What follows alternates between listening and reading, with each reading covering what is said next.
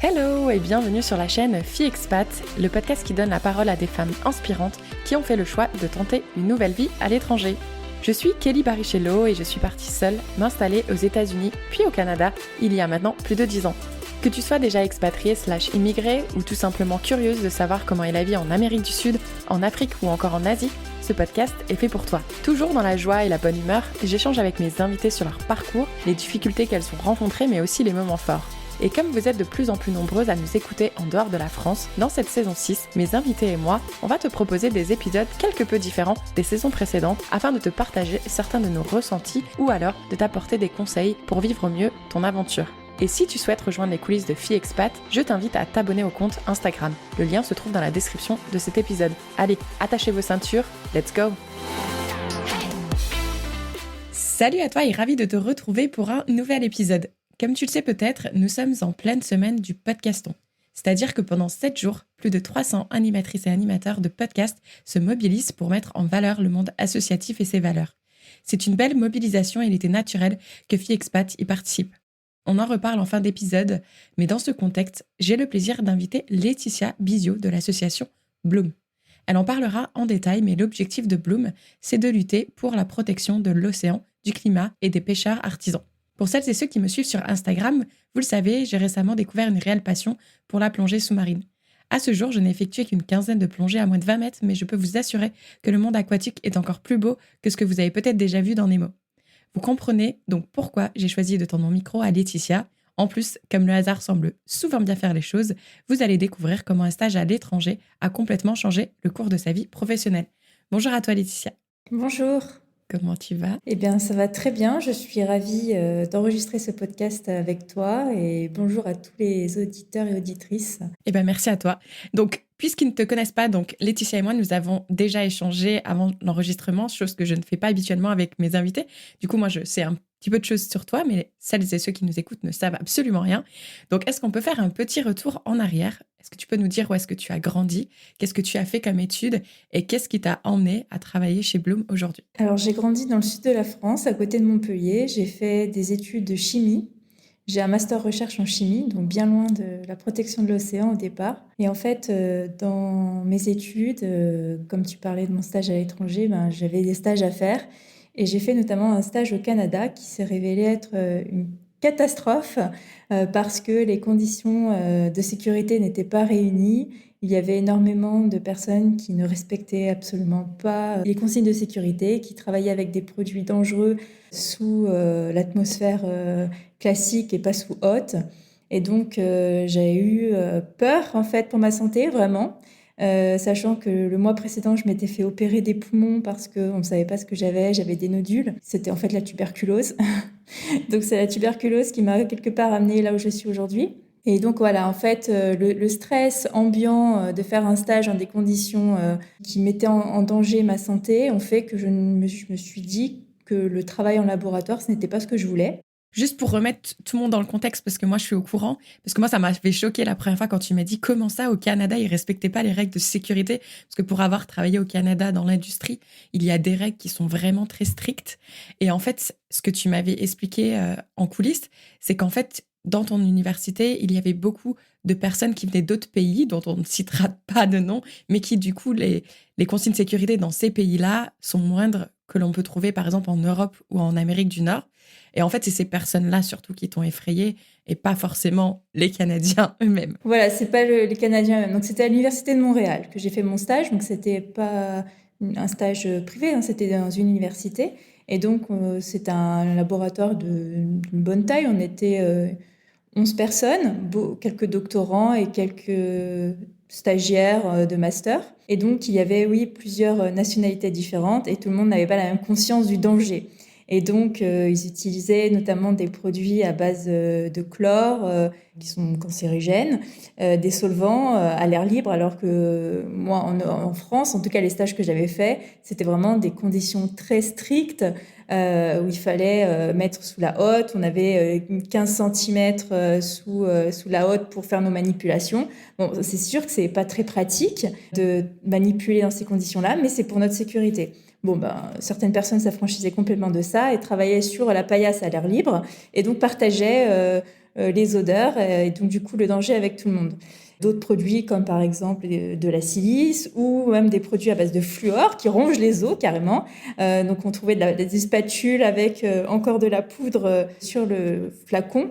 Voilà, donc moi quand j'ai vu ça, tous les jours c'était l'angoisse en fait. Je me suis dit est-ce que vraiment j'ai envie de travailler pendant 40 ans dans ces conditions-là? Je suis tombée sur ce laboratoire-là, mais il ne doit pas être isolé en fait. C'est sûrement quelque chose de classique. C'était que mon deuxième stage, donc j'avais pas de recul. Bon, voilà, donc j'ai décidé complètement en fait de me réorienter. J'étais un peu perdue, hein, je l'avoue, parce que faire 3 années de prépa plus 3 années de master à l'ENS, c'est très exigeant. J'étais aussi passionnée vraiment par la science. Je voulais réussir dans ce domaine-là. C'était pour moi voilà, un objectif. Et donc, je me suis retrouvée un peu perdue. Donc, qu'est-ce que j'ai fait? J'ai voyagé, j'ai décidé d'aller voir un peu ce qui se passait à l'autre bout du monde. Je suis allée en Thaïlande. Et donc, j'ai eu un coup de foudre pour la forêt. Voilà, j'avais déjà une fibre écologique, mais en fait, de me retrouver dans cet univers que je connaissais pas, c'était magique. Et j'ai eu la chance de découvrir un projet. J'ai été bénévole dans un centre qui réhabilite les gibbons. C'est une sorte de grand singe, un peu comme des orang-outans, pardon. Donc, ils vivent au sommet des arbres et ils souffrent de braconnage et de déforestation. Ils sont utilisés pour être accessoires photos ou animaux domestiques en Thaïlande. Et donc, c'est toute une famille entière qui est tuée pour juste un bébé gibbon qui est utilisé et vendu au marché noir. Et donc, ce centre, en fait, récupérait des gibbons issus de ce trafic. Soit c'était la police qui les apportait, soit c'était les propriétaires eux-mêmes qui ne savaient plus quoi faire de leur animal et qui ne voulaient pas le tuer. Bon, c'est assez rare que la police l'apporte, j'avoue, parce qu'il y a des gros problèmes de corruption. Donc, pendant cette expérience qui devait durer à l'origine 2-3 mois, en fait, je me suis tellement plu que j'ai été bénévole pendant presque 2 ans. Sauf qu'au bout d'un moment, il n'y a plus d'argent. Parce que quand on est bénévole, eh ben, évidemment, non seulement on n'est pas payé, mais en plus, il faut qu'on débourse de l'argent pour se nourrir. Donc, j'ai dû retourner en France et j'ai repris mes études et j'ai fait un master spécialisé dans la gestion des ressources naturelles parce que je voulais être dans la protection de la forêt. Je voulais vraiment œuvrer dans ce domaine-là. Et le cours de ma vie a encore changé lorsque Claire Nouvian, qui est la fondatrice de Bloom, est venue nous faire un cours. Donc, c'était au mois de janvier, un cours de 2-3 heures peut-être, voilà, qui m'a littéralement marquée à vie, puisqu'elle nous avait parlé de son combat contre le chalutage en eau profonde, qui est une technique de pêche utilisée catastrophique, destructrice, qui laboure les fonds marins jusqu'à 2000 mètres de profondeur.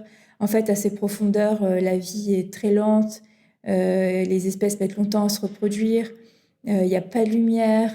Et donc, on mettait une technique ultra efficace dans un monde ultra vulnérable. Et donc, c'est juste catastrophique, en fait. L'équation ne tenait pas. Et donc, elle nous a parlé de ce combat-là, de comment elle s'y était prise pour faire interdire le chalutage en eau profonde au-delà de 800 mètres de profondeur. Et voilà, j'ai été sous le charme, en fait, de son énergie. Elle m'a emportée et je me suis dit, c'est bon, j'ai trouvé ce que je veux faire. En fait, je veux travailler pour Bloom, je veux apprendre comment on change le monde. Parce que cette ONG, en fait, c'est ce qu'elle fait chaque jour. Elle change le monde, on modifie les lois pour un monde meilleur et on travaille pour l'intérêt général. Et donc, j'ai postulé pour un stage pour Bloom. Je voulais n'importe quel sujet, en fait. Ça m'était égal. Je voulais juste rentrer à Bloom et découvrir ce monde des ONG. Et on m'a proposé, je pense, le meilleur sujet au monde qu'on puisse me proposer. C'était le sujet de la pêche électrique. Donc, à cette époque, Bloom ne connaissait rien au sujet. Et on m'a donné vraiment carte blanche pour que je travaille sur ce sujet, donc mener la partie recherche. Donc moi, au départ, je pensais découvrir à quel point la pêche électrique était destructrice. Envoyer du courant électrique dans les fonds marins pour capturer du poisson, ça me semblait complètement hallucinant déjà et contre-intuitif. Pourquoi faire ça? Capturer du poisson, on en vient à électrocuter les fonds marins. Et en fait, ce que j'ai découvert, c'est qu'au-delà de la destructivité de cette technique, c'est qu'en fait, il y avait un vrai problème de démocratie, puisque la pêche électrique qui avait été interdite en 1998, mais remise au goût du jour sous forme de dérogation après du lobbying de la part des Pays-Bas, en fait, tout était un tissu de mensonges. Rien n'avait été fait dans les règles de l'art. C'est-à-dire qu'on a eu un avis scientifique qui était négatif. Les Pays-Bas ont menti en disant que l'avis était positif. La Commission européenne a couvert ça, a proposé dans une réglementation en plus qui n'avait rien à voir avec des engins de pêche, puisque c'était un règlement sur les quotas de pêche. Donc en fin d'année où tous les pays sont concentrés sur qui va avoir le quota, voilà, ils négocient. Moi, je dépends de la sardine, donc il me faut, il faut pas diminuer le quota de sardine. Moi, c'est le maquereau, ok, on fait un troc, je te soutiens, mais tu me soutiens. Enfin, voilà, c'est ça, hein, les négociations. Ils se basent sur des avis scientifiques. Les scientifiques disent il faut diminuer les quotas, en fait, ils les augmentent. Donc voilà, chacun est concentré sur les quotas pour éviter que ça diminue pour faire plaisir à ses pêcheurs. Et en fait, ils ont introduit ça dans ce règlement-là, donc pêche électrique, 5% de chaque État membre peut équiper ses chalutiers à perche à la pêche électrique. Bon, bah voilà, c'est passé vraiment entre deux dossiers rapidement. Et puis, les Pays-Bas ont très très bien œuvré, puisqu'ils ont ensuite menti pour avoir plus de bateaux en prétendant faire de la recherche. Ils ont reçu des subventions pour faire de la recherche qu'ils n'ont pas faite, vendre du poisson commercialement alors que c'était de la recherche scientifique. Ils ont obtenu 84 bateaux juste aux Pays-Bas alors qu'ils avaient le droit à 15 bateaux, plus des dérogations en Allemagne, au Royaume-Uni et en Belgique, ce qui fait qu'on avait un peu plus de 100 bateaux de manière complètement du coup illégale. Et donc, en fait, tout ce tissu de mensonges que j'avais découvert à travers mes recherches en me plongeant dans la matière, pour moi, ça a été incroyable de découvrir ça. Ensuite, en faisant part de ces découvertes à l'association, puisque en fait, dès que je découvrais un truc, j'étais un peu comme une pile électrique. Non, ils n'ont pas osé faire ça, mais c'est pas possible. Un peu comme quand on découvre une histoire, vous voyez, quand on fait, je sais pas, un peu un jeu de piste où on découvre ce qu'il en est. Enfin, c'était un peu ça, quoi. Et donc, on a décidé de partir en campagne. Donc, mon stage n'était pas encore terminé parce que j'ai commencé en mai. Il se terminait normalement en novembre. Et déjà début octobre, on portait plainte contre les Pays-Bas auprès de la Commission européenne pour dénoncer justement et alerter la Commission européenne qu'il y avait un problème sur cette technique de pêche qu'elle s'apprêtait en fait à réautoriser parce que la Commission européenne avait proposé une loi pour autoriser la pêche électrique. Plus de dérogation, ça devenait légal. Et donc, on a décidé, en fait, avec Bloom, de ne pas laisser faire. C'était pas possible, en fait, de laisser les Pays-Bas gagner. Et la pêche électrique, surtout, c'est pas une question de nationalité, c'est vraiment une question de technique de pêche industrielle destructrice. Et donc, on a décidé de partir en campagne au Parlement européen pour convaincre les députés que la pêche électrique devait être interdite. Et donc, ça a été des semaines et des semaines avec très très peu de sommeil pour pouvoir alerter parce que en fait, j'ai découvert ça aussi, c'est que en fait, on maîtrise pas du tout l'agenda politique. Ceux qui le maîtrisent, ce sont plutôt les lobbies qui ont cette possibilité de soit raccourcir les délais puisqu'on n'ait pas le temps en fait de pouvoir alerter, mobiliser, sensibiliser les élus, l'opinion publique. Donc, on n'est pas le temps de faire campagne. Ou alors, à l'inverse, rallonger le temps. Parce que si on rallonge le temps, du coup, ils peuvent continuer à pratiquer cette technique. Si en plus on a un changement de commission ou un changement de parlement parce qu'il y a les élections, du coup, le sujet est mis entre parenthèses, le temps de la campagne, etc., etc. Et donc, en fait, ils font durer les choses. Donc, ils ont ce pouvoir, en fait, de rétrécir les échéances ou au contraire les allonger. Évidemment, tout ce qu'ils peuvent faire à leur avantage. Mais une question que j'ai pour toi, c'est quand tu dis on part en campagne, moi j'y connais pas grand-chose au monde associatif. Qu'est-ce que ça signifie exactement sur du concret, partir en campagne pour vous? Alors partir en campagne, donc déjà une campagne, ça se prépare dans le sens où d'abord il y a toute la recherche qui a été effectuée. Donc ce que moi j'ai fait sur la pêche électrique en étudiant tous les aspects. Ensuite, il faut prévoir la mobilisation des acteurs. Donc il faut se dire, on va voir si des pêcheurs peuvent venir avec nous pour parler aux élus, parce que quand on a des acteurs qui sont directement impliqués, qui vont partager le problème aux élus, on est davantage entendu. Également mobiliser d'autres acteurs, donc il y avait des poissonniers qui nous avaient rejoints, il y avait la grande distribution qui nous avait rejoints, des chefs, Ensuite, on organise des conférences, des séminaires à l'intérieur du Parlement européen avec des panels, un panel scientifique, un panel de pêcheurs, un panel de société civile, devant les élus, devant les députés, pour qu'il y ait un débat, un échange, qu'on puisse répondre aux questions. Les lobbies étaient d'ailleurs présents et ils ont participé aussi. Ils étaient dans la salle, du moins, ils n'avaient pas invité, ils étaient là. C'était ouvert de toute façon. La commission qui était là. Donc ensuite, ça signifie aller voir les députés, donc demander des rendez-vous avec eux pour pouvoir leur donner nos arguments, pour essayer de faire en sorte qu'ils appuient sur le bon bouton au moment du vote. Ça signifie aussi faire une pétition, bêtement, parce qu'une pétition, ça permet d'alerter le public et donc le sujet devient un sujet public. Les médias s'y intéressent et donc quand les médias s'y intéressent, ils mettent souvent en question la la position de certains députés qui pourraient dire non, en fait, la pêche électrique, c'est formidable. En fait, ça permet aussi d'avoir une levée sur les positions de chacun. Voilà, c'est créer un rapport de force tout simplement entre des élus et puis l'opinion publique. Essayer en fait d'ajuster tout ça pour obtenir une victoire à la fin. Ouais, un sacré stage pour toi et vraiment, ça demande beaucoup d'énergie. Il faut avoir, je pense, ce caractère aussi de vouloir se révolter, mais alerter tout le monde tout en restant calme, j'imagine, parce que le meilleur moyen de communication, c'est quand même quand on est calme. Donc, waouh, bravo à toi en tout cas. Merci. Après, j'étais pas du tout seule. Moi, je découvrais complètement ce monde. Donc, c'est vraiment grâce à Claire Nouvian, qui est la fondatrice de Bloom, qui a tout orchestré et qui a permis cette victoire. Parce que, honnêtement, j'arrivais au Parlement, je savais pas du tout comment ça fonctionnait. J'ai vraiment tout découvert grâce à elle et grâce à sa mobilisation. En fait, voilà. Enfin, au départ, on subit, quoi, parce que ça va tellement vite. Elle avait déjà mené cette campagne contre le chahutage en eau profonde dont j'ai parlé tout à l'heure. Et donc, elle avait voilà, déjà vraiment une parfaite connaissance de l'écosystème et comment il fallait agir, comment il fallait répondre. Et donc, voilà, j'étais une participante de cette aventure. À plusieurs, c'est quand même beaucoup plus facile que quand on est seul. Donc, je pense que tu étais quand même un bon soutien pour elle. Et en tout cas, c'est vraiment une femme inspirante. D'ailleurs, elle est passée au micro de Victoria du podcast Nouvel Oeil, si ça vous dit d'en découvrir un petit peu plus sur elle. Mais vraiment, vraiment très inspirant. Et du coup, est-ce que tu voudrais nous dire comment est né Bloom? Est-ce que tu sais en quelques phrases, on n'est pas obligé de rentrer dans les détails, mais depuis combien de temps Bloom existe? Et comment vous gérez? Quels sont les projets que vous allez faire des recherches? D'où part l'idée, en fait? Alors, Claire Nouvian, en fait, à l'origine, est journaliste animalier. Et puis, elle a fait une rencontre qui a aussi bouleversé sa vie. C'était dans un aquarium aux États-Unis où elle a vu ces espèces d'eau profonde. Enfin, voilà, elle est tombée vraiment amoureuse de ces espèces.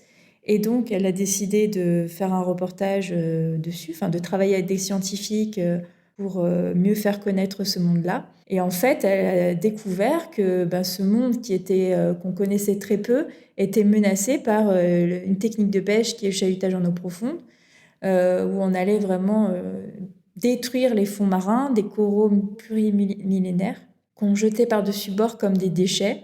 Plus de 90% d'espèces accessoires, donc de poissons morts rejetés pour, au final, 3 espèces qui n'avaient pas une grande valeur marchande.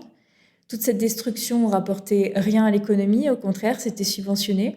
Et donc, elle avait fondé Bloom pour à la fois faire connaître ce monde des abysses qui étaient inconnus et partir au combat pour l'interdiction du chahutage en eau profonde. Donc, elle a écrit un livre qui s'appelle Les Abysses, avec des photographies qui sont juste incroyables, qui ont été faites par des scientifiques et quelques-unes aussi par elle dans les fonds marins. Et il y avait également une exposition qui s'appelle Les Abysses et qui a fait le tour du monde.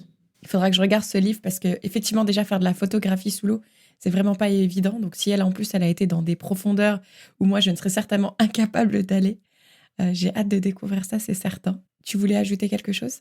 Oui, par rapport au projet actuel, parce que ta question était en 2 temps. Donc, nous, en fait, on lutte contre la pêche industrielle en général.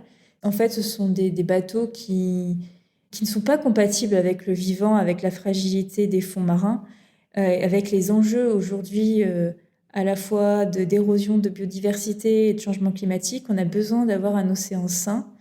Et donc, on lutte contre la pêche industrielle en général.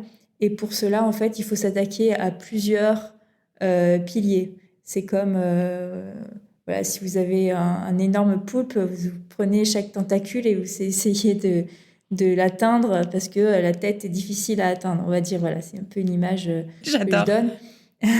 Donc, on va s'attaquer en fait déjà aux subventions qui alimentent la surpêche, puisque il faut savoir que il existe des subventions qui sont, on dit indirectes, parce que par exemple le carburant est détaxé, donc on ne paye pas du tout le même prix que nous on peut payer à la pompe quand on fait le plein de la voiture. Hein. Le prix du carburant oscille, mais c'est entre 60 et 80 centimes d'euros selon le moment. Donc là, c'est le prix élevé, hein, 60 à 80 centimes, parce que avant la crise où le prix a augmenté, on était bien en dessous de ça. On lutte contre les subventions néfastes qui alimentent la surpêche. On lutte contre les techniques destructrices, comme j'ai parlé tout à l'heure de la pêche électrique, du chahutage en eau profonde, et il en existe d'autres malheureusement. Hein. La seine démersale, vous avez peut-être entendu parler de cette technique contre laquelle on s'est battu. Donc encore une fois, j'étais au Parlement avec des pêcheurs pour essayer de convaincre de faire interdire cette technique. Les députés du Parlement européen nous ont suivis, ils ont voté l'interdiction. Et en fait, ça a été détricoté par la France au moment des négociations avec les États membres et la Commission. Parce que les intérêts néerlandais étaient trop forts, ils sont beaucoup trop forts dans l'industrie française. Et donc, comme les lobbies étaient opposés évidemment à cette interdiction, le secrétaire d'État à la mer, qui s'appelle Hervé Berville, a défendu les lobbies et s'est opposé à l'interdiction de la seine démersale. Vraiment, c'était incompréhensible, parce que 98% des pêcheurs qui ont répondu à un sondage organisé par les comités des pêches eux-mêmes ont dit qu'ils voulaient cette interdiction de la seine démersale. Mais voilà, il a préféré suivre les lobbies. Alors la seine démersale, peut-être je vais vous rapidement expliquer ce que c'est. C'est un câble qui est déployé dans le fond marin. En fait, on fait un carré d'environ 1 km de côté. Donc la surface, c'est entre 3 et 4 km². Ce câble est mis en vibration. Et donc ça fait un mur de sédiments, un mur de son qui a peur les poissons. Et donc, il se recentre, un peu comme si vous faisiez un mur de feu. Hein. Vous avez tendance à ne pas vouloir traverser le mur de feu, mais aller au centre. Donc, c'est ce que fait ensuite le câble en se rétrécissant. Et tous les poissons sont capturés. Donc, ce n'est pas du tout sélectif. Il capture des poissons de petite taille, bien souvent, qui ne sont pas en plus soumis à des quotas. Donc, c'est vraiment sans limite. C'est une catastrophe, cette technique de pêche, de par sa destructivité. Ça me donne envie de vomir et ça me donne envie d'aller créer un câble et d'aller faire ça chez eux, tu vois. Leur montrer l'effet que ça fait. Allez. Mais c'est aberrant d'entendre ça. Ah non, c'est aberrant, c'est vraiment aberrant. Donc voilà, pour les méthodes de pêche destructrice, on en a d'autres. Pour pêcher le thon, on utilise ce qu'on appelle des dispositifs à concentration de poissons. Donc c'est des sortes de radeaux.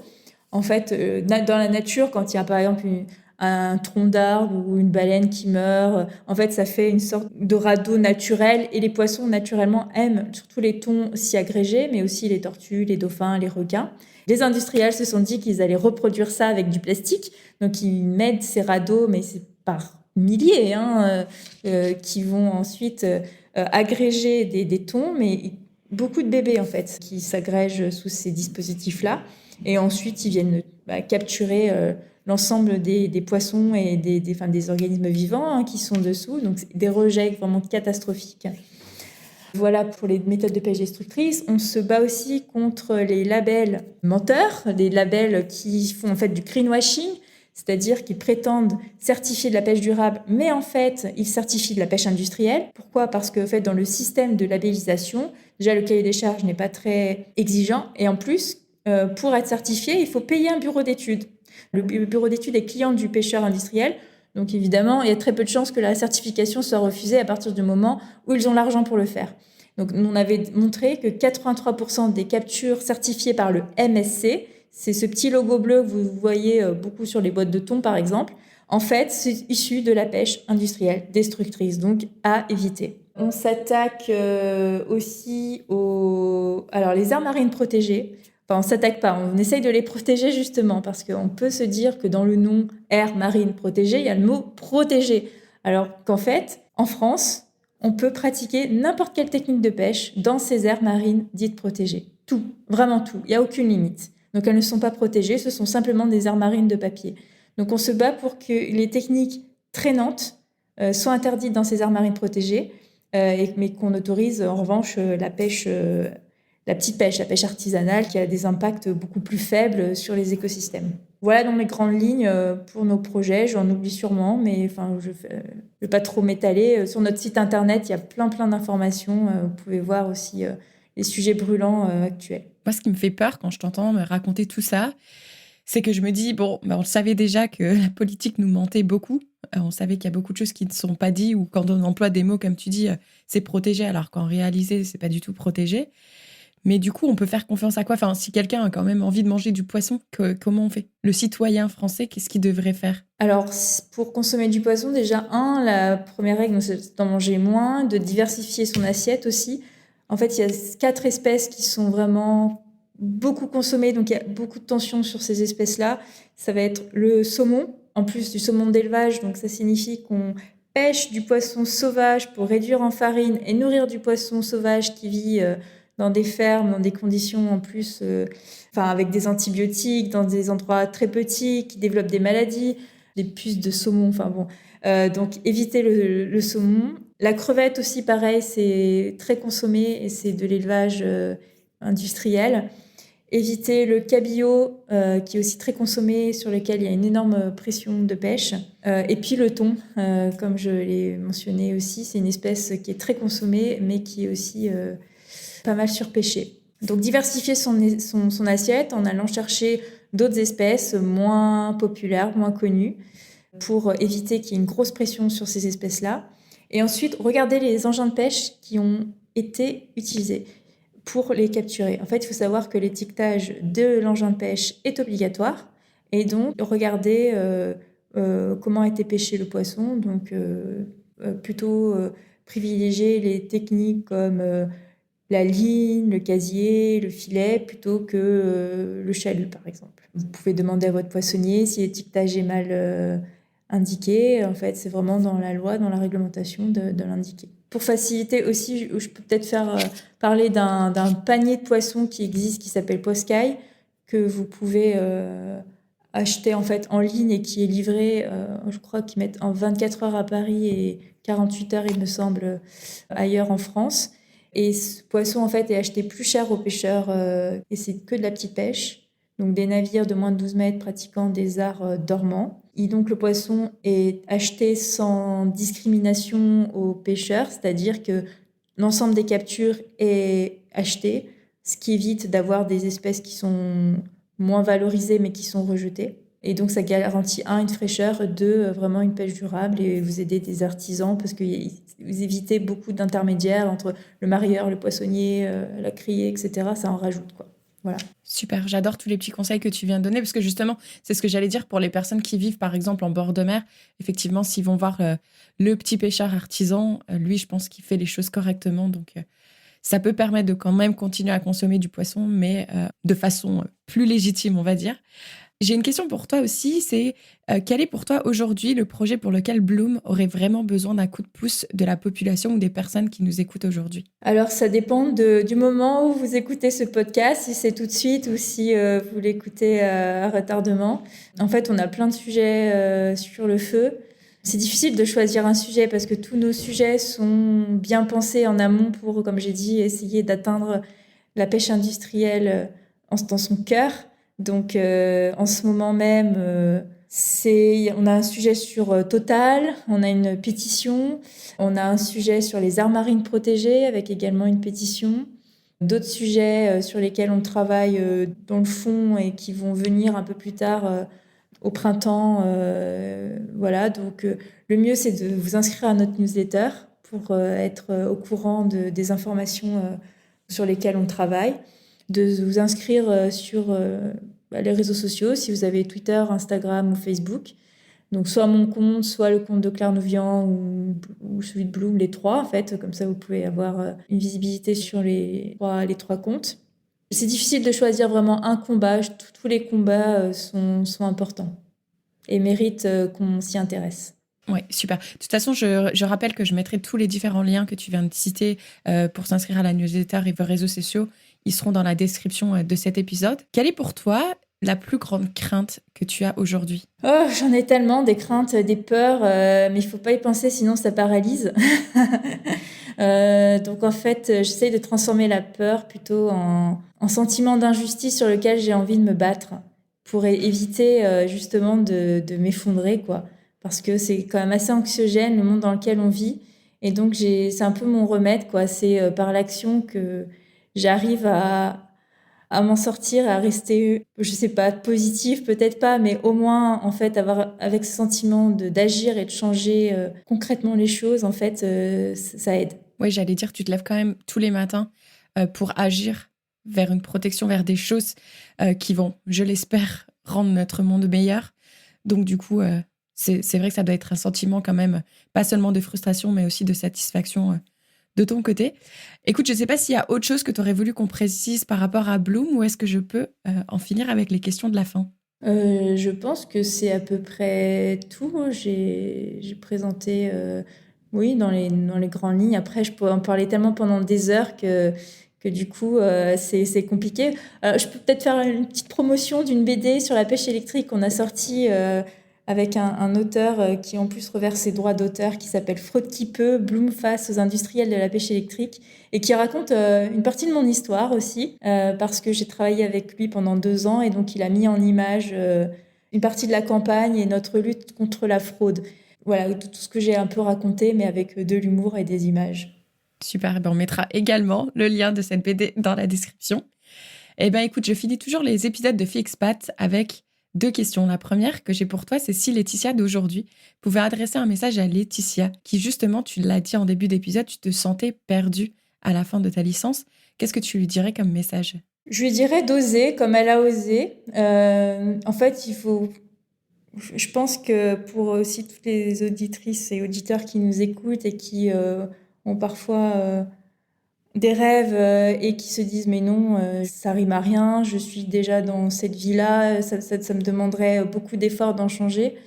En fait, je pense qu'au contraire, en fait, il faut se challenger, c'est ce qui rend vivant, et donc d'oser pour ne rien regretter. Je pense que la pire chose, c'est de vivre avec des regrets et de se dire mais et si j'avais fait ça, et si j'avais fait ça, ma vie serait différente. Et donc, aujourd'hui, je regrette pas, vraiment. J'assume complètement les choix que j'ai faits. J'ai fait pas mal d'erreurs aussi, mais c'est comme ça qu'on apprend. Et c'est justement en ayant un peu le culot d'oser qu'on arrive à mieux se connaître aussi. Carrément. Parce que toi, je le rappelle quand même, tu as su te dire, bah oui, j'ai fait 3 ans d'études, mais finalement, c'est pas ça que j'ai envie de faire. Et c'est OK. C'est pas 3 ans de perdu parce que je suis sûre que tu as quand même acquis beaucoup de choses. 6, pas 3. Ah, 6, pardon. Bah voilà, 6. Et donc, du coup, ensuite, tu as réussi à prendre un break, à te dire, là, j'ai besoin d'un break. Je suis perdue, je vais aller tester quelque chose ailleurs. Et ça t'a permis de découvrir une nouvelle passion. Et ça, je pense que souvent, on se l'autorise pas parce qu'on est toujours à la recherche de l'argent. L'argent. Mais non, des fois, il faut savoir aussi appuyer sur le bouton pause et aller voir ce qui se passe ailleurs et tester des passions pour voir ce que la suite nous réserve. Et du coup, est-ce que tu pourrais conclure cet épisode en partageant avec nous ta citation ou chanson préférée? Oui, alors j'ai une citation que j'aime bien, qui est de Rabelais, qui est Science sans conscience n'est que ruine de l'âme. Parce qu'en fait, la science, moi je suis amoureuse de la science, vraiment, c'est une connaissance qui permet de grandir. Le constat que je fais, c'est que notre intelligence est mise au service de la destruction. Il faut pas oublier l'éthique en fait dans tout ça.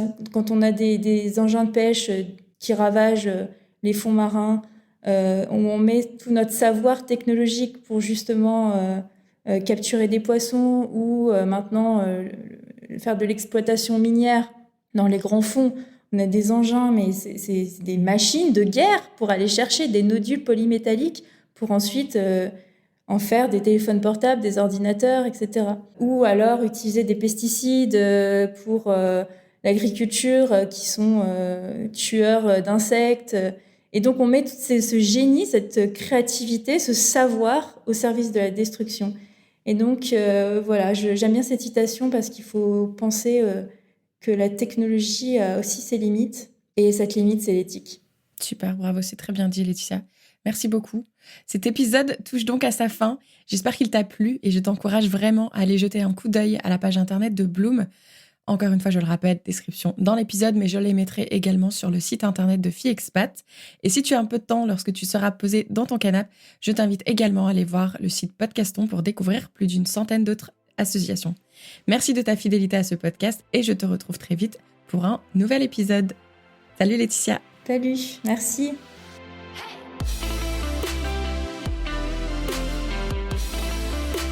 Merci beaucoup de nous avoir écoutés jusqu'au bout.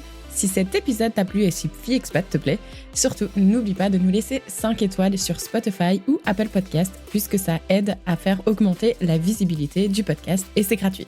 Merci par avance et je te retrouve très vite pour un nouvel épisode de Filles Expat. Ciao ciao!